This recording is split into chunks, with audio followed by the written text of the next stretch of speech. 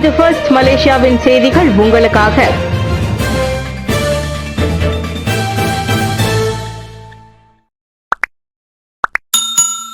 பிராய் toll சாவடியில் மருத்துவரை car மோதி காயப்படுத்திய வழக்கு, உணவு வியாபாரி மீது குற்றச்சாட்டு. ஸ்லாங்கூர் பூச்சோங் தாமான் பெரிஸ்ட்ராசியன் மஜு ஜெயாவில் பதப்படுத்தப்பட்ட உணவு தயாரிப்பு தொழிற்சாலை ஒன்று இன்று அதிகாலை தீப்பிடித்து எரிந்தது. காலை 6:14 மணி அளவில் தீ ஏற்பட்டது. அவசர அழைப்பை பெற்ற 10 நிமிடங்களுக்குள் பூச்சோங் தீயணைப்பு நிலையத்தை சேர்ந்த குழுவினர் சம்பவ இடத்தை அடைந்து தீயை அணைக்கும் பணிகளில் ஈடுபட்டனர். தீயில் சுமார் 40க்கு 60 அடி பரப்பளவு கொண்ட தொழிற்சாலையின் 80 விழுக்காடு இடம் சேதமடைந்தது. 32 தீயணைப்பு வீரர்கள் பல தீயணைப்பு வாகனங்களுடன் தீயை முழுமையாக கட்டுப்படுத்தும் பணியில் ஈடுபட்டனர். இச்சம்பவத்தில் யாருக்கும் உயிர் சேதமோ அல்லது காயமோ ஏற்படவில்லை. தீ விபத்துக்கான காரணம் குறித்து விசாரிக்கப்படுகிறது. பினாங்கில் சீன கோவில்களுக்கு விற்பதற்காக 100 ஆமைகள் வைத்திருந்த வங்காளதேச நபர் கைது. பினாங்கு புகிட் மெதாஜாம் பாகன் லாலாங்கில் 45 வயது வங்காளதேச ஆடவர் ஒருவர் 100 ஆமைகளை வைத்திருந்ததற்காக பிடிபட்டுள்ளார். லாபி எனப்படும் பரிசல் ஆமைகளும் அவற்றில் அடங்கும். உளவு தகவல்கள் அடிப்படையில் வனவிலங்கு பாதுகாப்பு மற்றும் தேசிய பூங்காக்கள் துறையான பெர்ஹிலித்தான் மற்றும் போலீசார் இணைந்து அவ்வாடவரின் வீட்டில் நடத்திய சோதனையில் அந்நபர் கைது செய்யப்பட்டார். அந்த உயிரினங்களின் மொத்த மதிப்பு 20,000 ரிங்கிட் என கணக்கிடப்பட்டுள்ளது. ஒவ்வொரு ஆமையும் 20 ரிங்கிட் முதல் 200 ரிங்கிட் வரை விலையிலான சீன கோவில்களில் மத சடங்குகளுக்காக விற்கப்படுவதாக சந்தேகிக்கப்படுகிறது. இந்த ஆமைகள் சுற்று வட்டார ஆறுகளில் பிடிக்கப்பட்டவை மற்றும் கடைகளில் வாங்கி சேர்த்து வைக்கப்பட்டவை என தெரிய வந்துள்ளது. இதையடுத்து அவ்வாடவர் 4 நாட்கள் தடுத்து வைக்கப்பட்டு 2010 வனவிலங்கு பாதுகாப்பு சட்டத்தின் கீழ் விசாரணை நடைபெறுகிறது.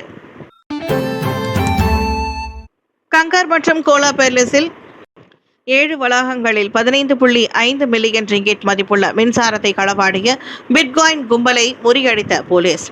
கங்கர் மற்றும் கோலா பெர்லிஸில் உள்ள 7 வளாகங்களில் தெனாகா நேஷனல் நிறுவனத்திற்கு சொந்தமான 15.5 மில்லியன் ரிங்கிட்டிற்கும் அதிகமான மதிப்புள்ள மின்சாரத்தை பிட்காயின் கும்பல் களவாடியது கண்டுபிடிக்கப்பட்டது.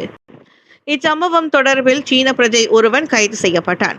கங்கார் மற்றும் கோலா பெர்லிஸில் உள்ள 7 இடங்களில் பிட்காயின் நடவடிக்கைகள் சம்பந்தப்பட்ட 7 வளாகங்களில் அதிகப்படியான மின்சார பயன்பாடு காரணமாக ஏற்பட்டதாக நம்பப்படும் தொடர்ச்சியான மின்தடைகள் ஏற்பட்டு வருவதாக குடியிருப்பாளர்களிடம் இருந்து தெனாகா நேஷனல் பிரிகத் புகார்களை பெற்றதை தொடர்ந்து அந்த வளாகங்களில் சோதனைகள் மேற்கொள்ளப்பட்டதாக பெர்லிஸ் போலீஸ் தலைவர் டாக்டர் முகமது அப்துல் ஹலீம் தெரிவித்தார்.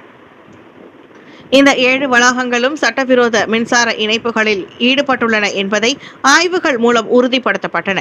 அருகிலுள்ள மின் இணைப்புகளிலிருந்து பெறப்பட்ட மின்சாரத்தை பயன்படுத்தி அங்கீகரிக்கப்படாத பிட்காயின் நடவடிக்கைகளை அக்கும்பல் நடத்தி வந்ததாக நம்பப்படுகிறது. கடந்த ஆண்டு 9,528 குழந்தைகளின் பிறப்பு பதிவில் தாமதம். பதிவு செய்யாத திருமணங்களே முக்கிய காரணம். கடந்த ஆண்டு நாட்டில் மொத்தம் 9,528 பிறப்பு பதிவுகளில் தாமதம் நடந்துள்ளது. அதற்கு முக்கிய காரணங்களில் ஒன்றாக இருப்பது பதிவு செய்யப்படாத திருமணங்களே என உள்துறை அமைச்சர் ஸ்ரீ சைஃபுதீன் அசதியோன் இஸ்மாயில் தெரிவித்தார். அதோடு பெற்றோர் 60 நாட்களுக்குள் பிறப்பை அறிவிக்காததும் தேவையான ஆவணங்கள் முழுமையில்லாததும் இந்த எண்ணிக்கையை உயர்த்தியுள்ளதாக அவர் சொன்னார். சட்டப்படி ஒரு குழந்தை பிறப்பு 60 நாட்களுக்குள் பதிவு செய்யப்பட வேண்டும். தாமதமானால் கூடுதல் நேர்காணல், ஆவண சான்றுகள், அதிகாரிகளின் ஒப்புதல் ஆகியவை தேவைப்படும். இதனால் குழந்தைகள் மைக்கெட், கடப்பிதழ், கல்வி, சுகாதாரம் போன்ற அடிப்படை உரிமைகளை பெறுவதில் சிரமத்தை சந்திப்பதை அமைச்சர் சுட்டிக்காட்டினார். எனவே பிரச்சினைகளை தவிர்க்க திருமணத்தையும் குழந்தை பிறப்பையும் உடனடியாக பதிவு செய்யுமாறு பொதுமக்கள் வலியுறுத்தப்படுகின்றனர். MCMC அதிரடி, சிரிம் சான்றில்லாத 10,000 சாதனங்கள் பறிமுதல்.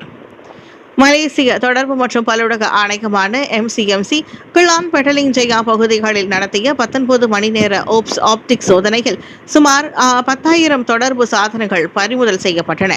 அவற்றின் மதிப்பு 1 மில்லியன் ரிங்கிட் ஆகும். சிரிம் சான்றிதழ் இல்லாமல் தொழில்நுட்ப தர நிர்ணயத்தையும் பூர்த்தி செய்ய தவறியதால் அவை பறிமுதல் செய்யப்பட்டன.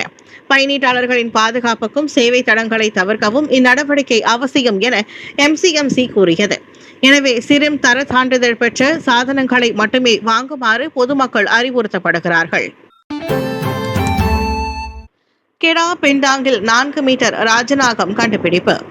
நேற்று மாலை கெடா பெண்டாங் பகுதியில் இருக்கும் பழைய வீட்டு இடத்தில் சுமார் 4 மீட்டர் நீளமுள்ள ராஜநாகம் ஒன்று கண்டுபிடிக்கப்பட்டது.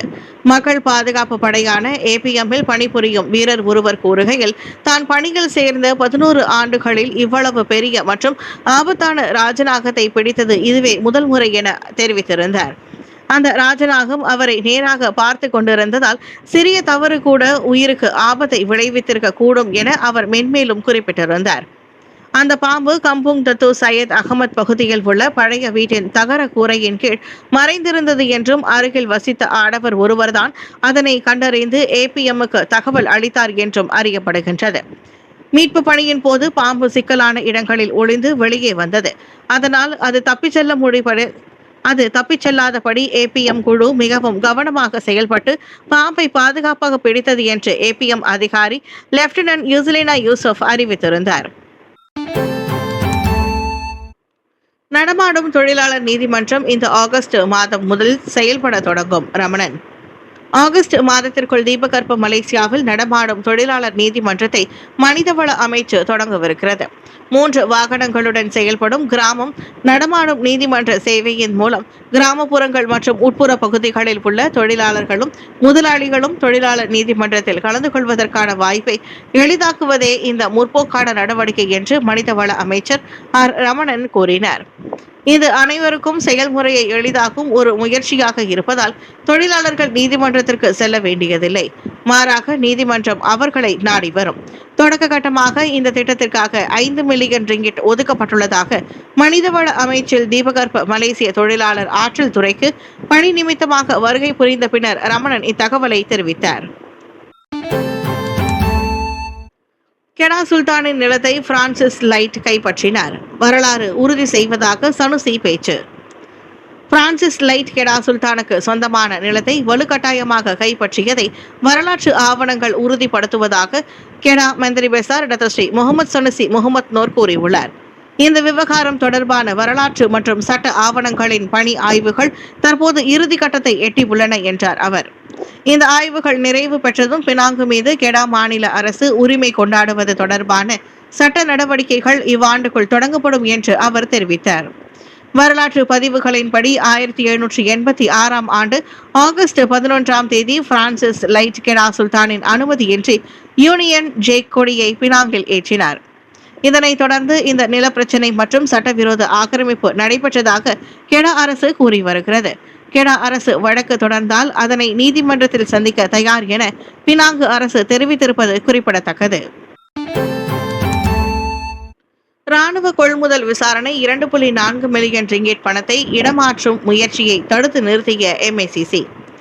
ராணுவ கொள்முதல் தொடர்பான ஊழல் விசாரணையின் போது 2.4 மில்லியன் ரிங்கிட் பணத்தை ஓரிடத்திலிருந்து மற்றொரு இடத்திற்கு மாற்ற முயன்ற நடவடிக்கையை மலேசிய ஊழல் தடுப்பு ஆணையமான MACC தடுத்து நிறுத்தியுள்ளது. விசாரணையில் தொடர்புடைய ஒரு சந்தேக நபர் அப்பணத்தை ஒரு வீட்டிலிருந்து மற்றொரு வீட்டுக்கு மாற்ற முயன்றதாக MACC தலைமை ஆணையர் தான் ஸ்ரீ அசாம்பாக்கி தெரிவித்தார்.